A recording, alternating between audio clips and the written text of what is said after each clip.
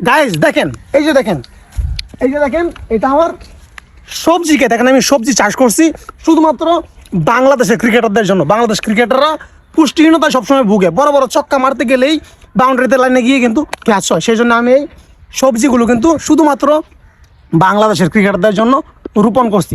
তারপর দেখেন, তারপরে আসেন, তারপরে এই যে আমার পুকুর দেখেন, আমার পুকুরে, এই পুকুরের মাছগুলো সবগুলো কিন্তু বাংলাদেশের ক্রিকেটারদের জন্য। কারণ এখানে কি সবগুলো কিন্তু পুষ্টিকর ইলিশ, সুস্বাদু ইলিশ।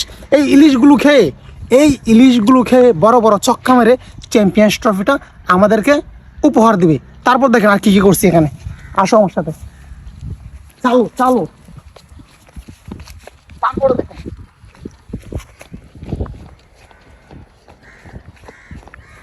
তারপরে আমি এখানে বড়ই গাছ লাগাইছি। এখানে এই বড়ইগুলো সবগুলো ক্রিকেটারদের সাথে আমি দিয়ে দিব।